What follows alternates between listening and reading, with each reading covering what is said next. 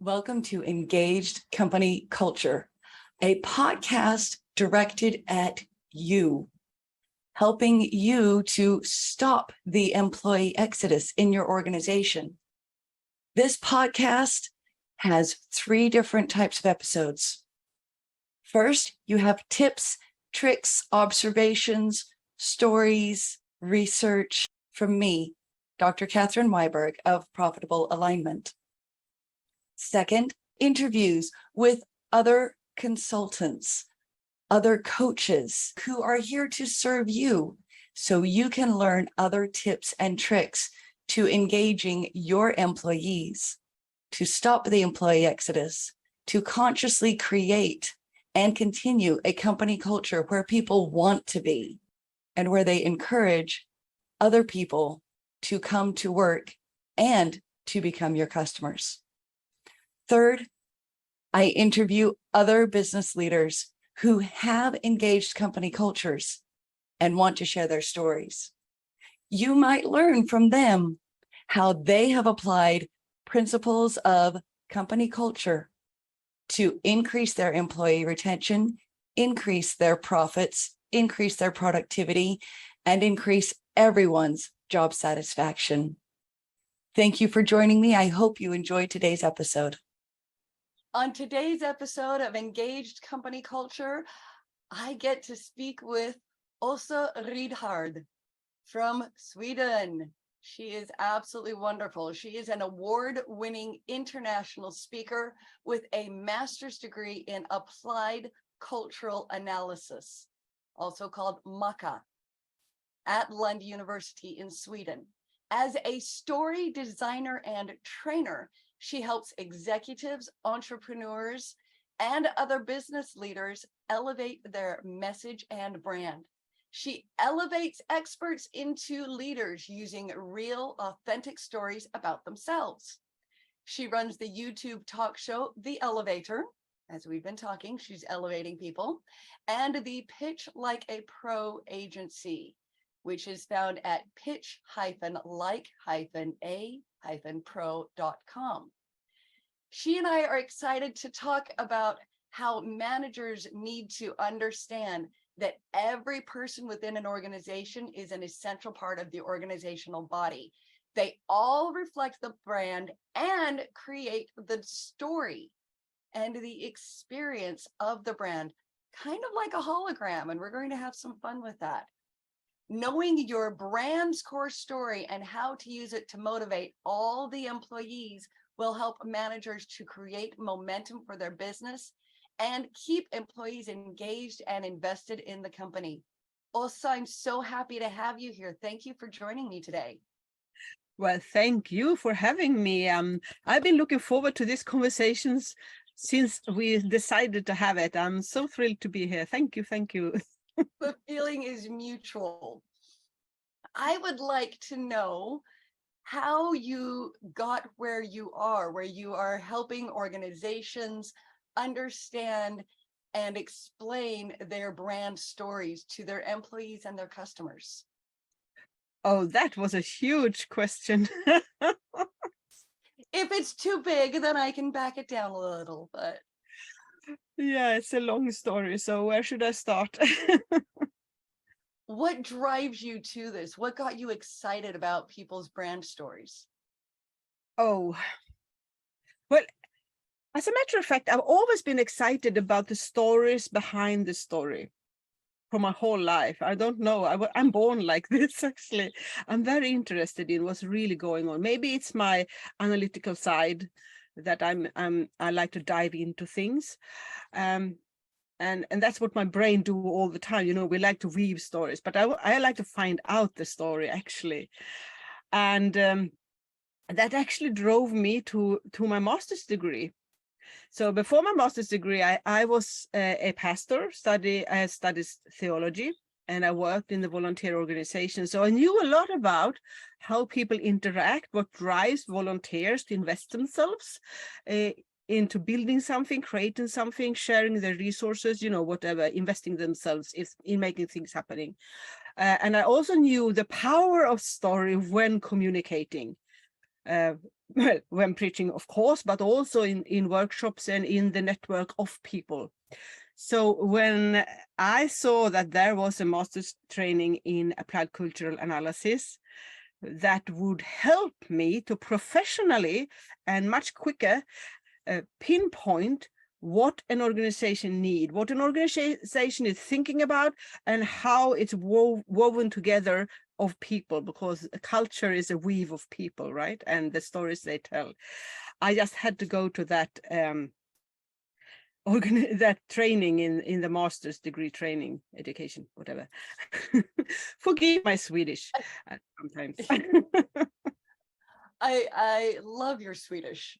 So I love so many things that you said there. You love the story behind the story. That's something that I also like helping people understand. How did you become you? How did the organization become the organization? Understanding all that background can be so rich. I love that you said that. I also love that you talked about culture being a weave of people. We hear so much about diversity, equity, and inclusion, and recognizing that a company culture is exactly how does everybody weave together? How do we interact with each other? How do we create the beautiful tapestry that on the back end might look a little less beautiful than what everybody sees, but what's the story that created the tapestry? And embracing that wholeness. I just love that. It's exciting, isn't it? I really love that, because I'm a dedicated, or whatever, natural problem solver, they call me. Excellent. The one who finds problems to solve, Oh, I love it. You find the problems so that you can solve them. As long as you're not creating the problems so you can solve them, you're great. But finding them. Well, here's the thing, Catherine. Some people think that people like me are creating problems because we pinpoint them. So we identify them. And that's, many people don't, they connect it. If you see something, if you shout it out, you are the one who actually created it. But I agree with you, though. You're not the one who created it. You're the one who discovered it. And when you bring it to the forefront, then you can do something about it. Then you can determine how much of a problem is it? How can we solve it? How can we build on it? How can we become stronger? How can we weave a tighter tapestry of culture to overcome the problem and to incorporate the lessons into creating a more beautiful story and something more beautiful to present to the people around us? Exactly. And this weave, as we talk about, is actually woven by the stories we tell and the experiences we have that makes us tell stories. And that's what I call, what we want as leaders is to create a univocal voice. I like that, a univocal voice. So what we as pastors know, and what I knew already before I went into my master's training, is that in a network of individuals, we have a everlasting ongoing conversation. So as a leader and as a preacher, I need to communicate into that conversation where it is right now, because this conversation of this weave of stories have a memory, have a vision of the future, have an idea of what is going on right now, what's important, what's happening.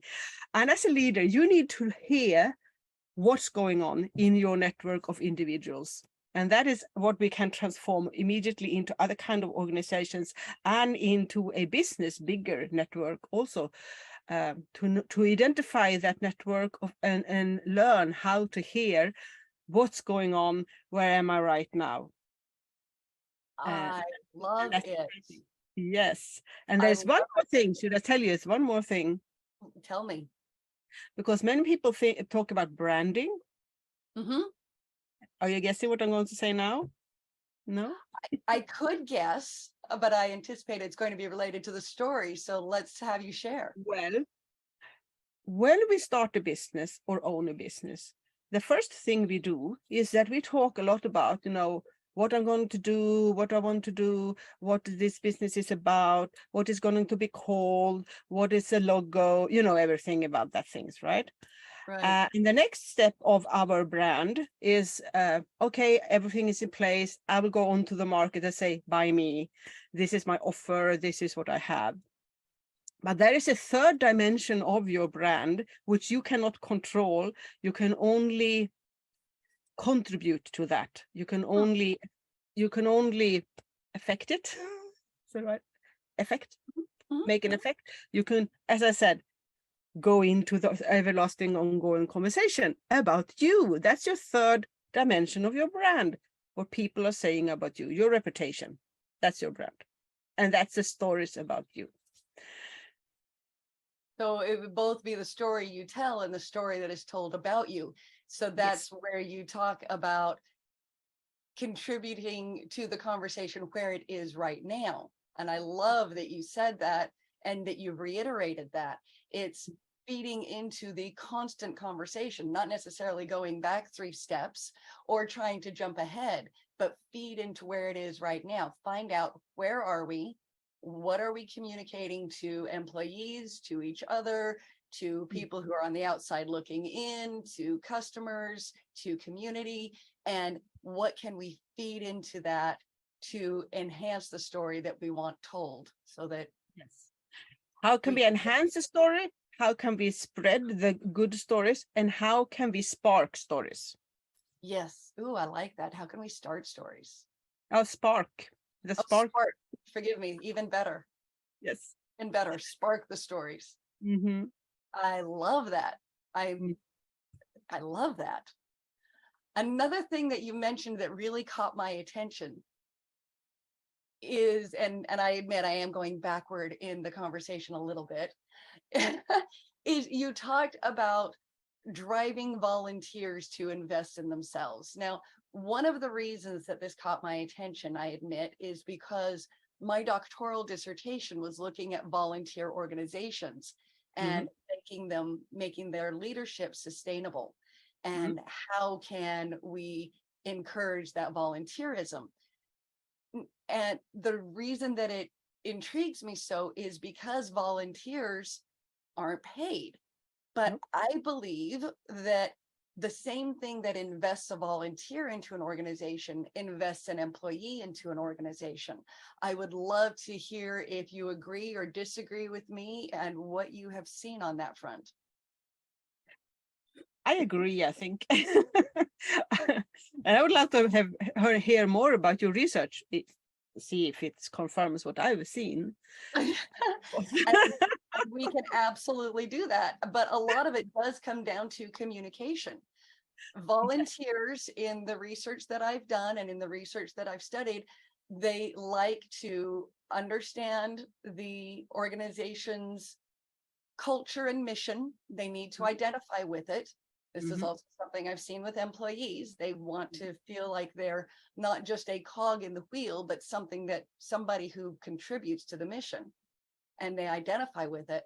They also need to be heard, and they need to have good communication from the leadership. So they need to know, what are the leaders thinking? Where are the leaders trying to go? What is the goal? And then they need to be heard when somebody says, I don't think we're doing that very well, or we could do this better, or I just experienced this and it was amazing, so that it can all be built on. And those were the main findings. Of course, I could share my dissertation with you offline, but a lot of that I've also seen in the research for employees.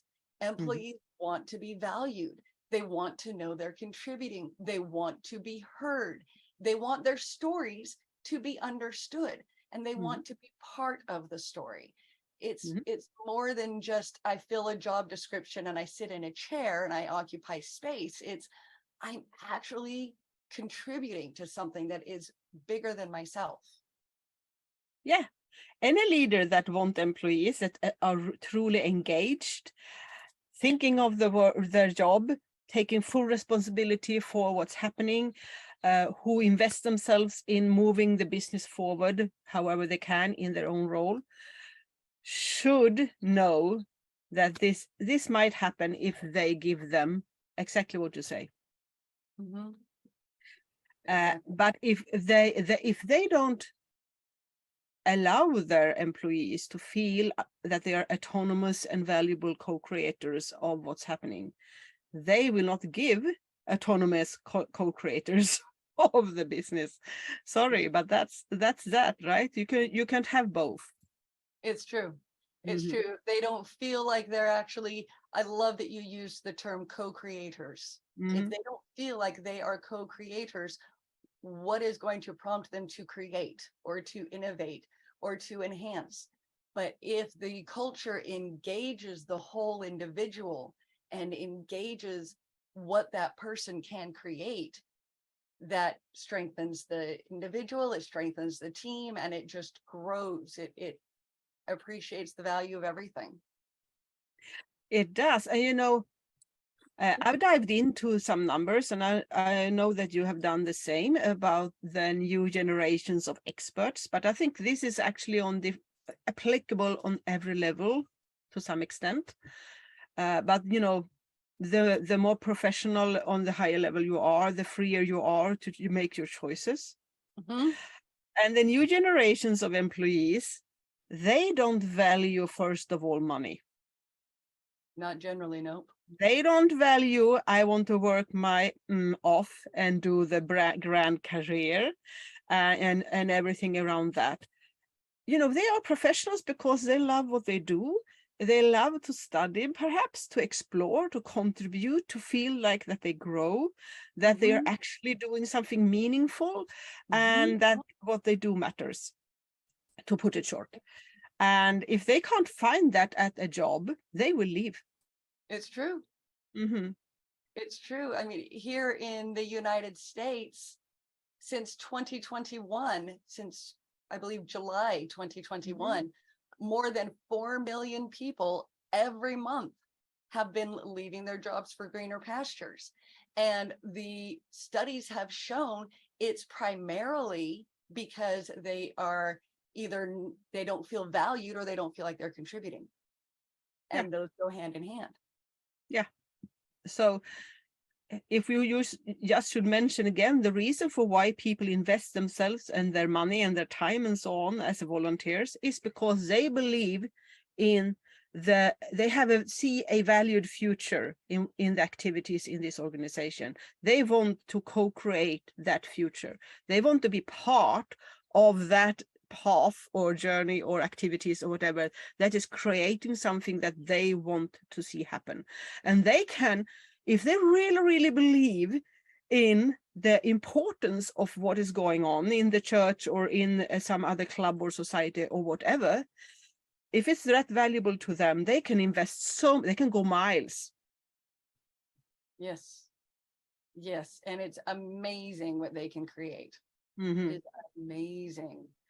The work that I do feeds off of the work that you do.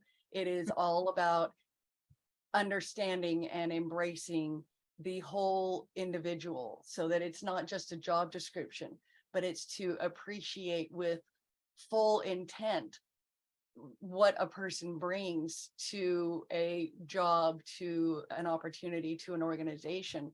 And then as you do that with each individual, it appreciates in value. I love talking about appreciative intelligence, and that's actually how I describe appreciative intelligence. Mm-hmm. Is it appreciate in those two ways? But people like to feel valued, and we are a society of stories. In fact, we are a world of stories. Everything that has brought each individual to this point is a story. Mm-hmm. We could go on with all of the cultural aspects of stories, and that's, of course, your master's degree. So we can have lots of fun talking there. But we even look at our famous leaders and we look at their stories for inspiration. We look at the late Steve Jobs and we look at his story. We look at Simon Sinek and he talks about the why. That's the story. We look at Brene Brown and she talks about vulnerability. Again, that's the story. Mm-hmm. And that's And these are now their brands. It's how we recognize them. Yeah, exactly. So here's the good thing. Any business leader or organizational leader who invests themselves in this kind of storytelling to create a movement can make mountains move, actually. Yeah. I used to say that if you can do this with volunteers, imagine what you can do with employees, right? Because you also have the whip and the money as which you do not have as a volunteer. But if you can take those insights from volunteer leadership and apply it on other kind of organization, imagine. So this kind of leadership is the same. It releases the same powers as revolutionaries. The revolutionary. I love it. Because it's based on the leader's ability to picture or make a vision of a desired future. Yes. And some more things. Everybody can see it. Exactly. Yeah. So for current leaders, what advice would you give for them to be better at this, to engage their employees like they would volunteers and to tell their story? Oh, this is, it's both, it's not complicated, but it's also hard. Understood. Understood. Simple because does not always mean easy. It just means forthright. Especially if you are a medium-sized or smaller business, it's a bit tricky. Why? Because you are so close to what you created, your baby, so to say. It's hard to let go, and that's essential, actually. As a leader, if you want to really form your team and put them into movement into the future, you, first of all, as I said, you need to picture a desired future that will put your team into action because they want to co-create this future for you because it's desirable for them for some reason. We don't need to dive into that. Right. So there are some, I know, questions about this, but maybe you should take that afterwards. So that's one. Two is to allow people, your team, to create within your boundaries. So what you need to do is to let go of detailed instructions. You need to trust the professionality of the staff you have. And set the boundaries that are needed, but not more. Don't dive into details. Don't instruct your professionals, team members, because I assume that you hired them because they know something. So let them do what they know, okay? And just check in and see if they're moving in the right direction. If you have given them the tools and the directions and the frames needed to create what you want. So your splendid vision of what you are going to create is there for inspiration, to make them start create, and you give them tools. And then you need to learn how to receive. And this is the hardest part, I would say, because that means that you need to let go of your vision. After you've worked so hard to create the vision, you're suggesting that they let go of their vision so they can receive. Yeah, because your vision is there to communicate the values, the cornerstones or the frames, and to ignite inspiration.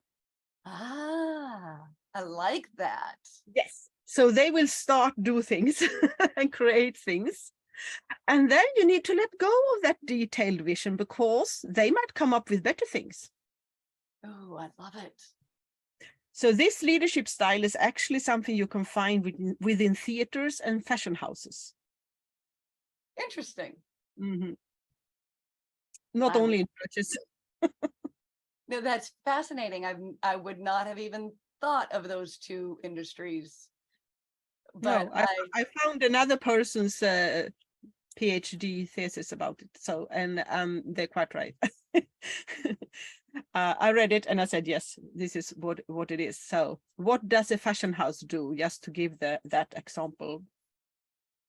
There is, you never think about that. You think, say some fashion brand that you know of, some famous, name one. Banana Republic. Banana Republic or Vera Wang, is that something you know? Vera Wang, yeah, there you go. Vera Wang. Yeah, you have these names, and especially if it's Chanel or Vera Wang, you think, oh, it's Vera Wang's clothes. Yes, yes. And how many employees? Yeah, and how many employees do you think they have in that? It's such a huge organization, right? It's a huge organization. So how can you make all those people co-create clothes that looks like Vera Wang or Banana Republic? Very good. You give them the vision board. You give them the limitations, the values, the brief, and then you ask them to give you things back. Yes. And you as the creative director or whatever it's called, your role is to oversee that quality criteria are met, that the frames or whatever you call it, the vision for spring 2025 is they understood that for the colors and the materials or whatever they have. And see what you get and give feedback on that, and maybe ask them to do it again or say this is something we can use. I love it. Mm-hmm. I love it. It is that constant feedback loop that allows the creativity without destroying the brand or the vision, just building it and allowing it to grow and develop to the point that you might say, oh, well, this is early Vera Wang and this is late Vera Wang. Yes. And you can as I said before, your role as a leader is to engage in the ongoing conversation and creation, to walk the talk, check in and see how it's going, give the tools, give the feedback, preserve the vision, and oversee the creation process. It's beautiful. Mm-hmm. That is absolutely beautiful. So you need a strong vision, and that's interesting because if you work on your strong vision that is based on your business mission, if you have a really strong vision that everyone buys into, everyone is inspired for, really holding on to and is proud over that, that will reflect not only into your organization but also to your customers and to your partners and the network around your business, like families, friends, other businesses. They will be inspired by you, and they will see that you are a strong and focused competitor on the business market because you know what you're doing and where you're going, and you have energy. I love it. So what is your favorite part about your work? It just sounds like you enjoy all of it. What is your favorite part? Oh, my favorite part, I would say, is to help business owners to find their vision and their mission many times, because they might be a bit confused on their mission. So while we're working on the vision stories and all this kind of stuff, we also work on making their mission clearer. And I love that, because then that's where I shine, where I can put all my tools into action, and being the problem solver who'd like to dive in to put the finger on things. I love it. That's what I love. I love synergy effects. Oh my goodness. Do you have a story that you could share with us of an organization with which you've worked that you've helped them with their stories and how it has helped them? Mm-hmm. I would love to hear it. Yes, and I love being the speaker, of course. I thrive on stage, and the co-creation that happens when you are on stage with people in front of you I love that too. So, the hologram. Yes, share with me the hologram.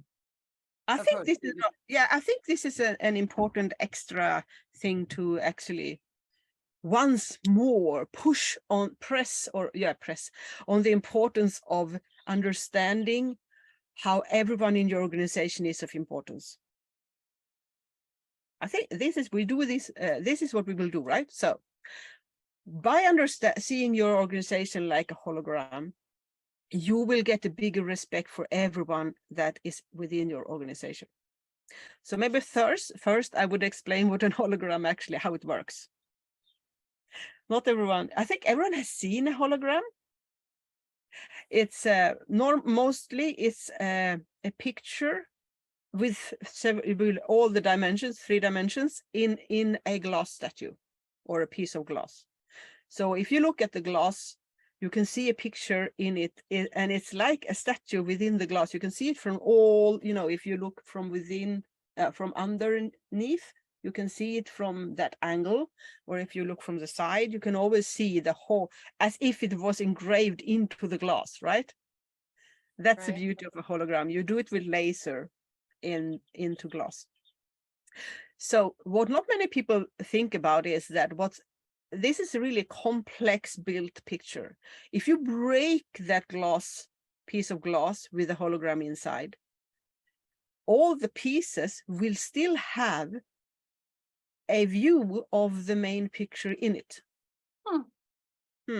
So if I break the hologram in 2, so the top of the, like if it's a image of a person, the head is over there. It's there, right? I can see the head.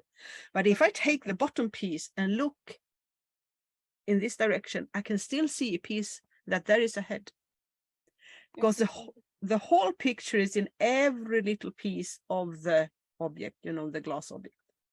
And that's how it works with your organizational culture and the stories we tell and the self-image of an organization.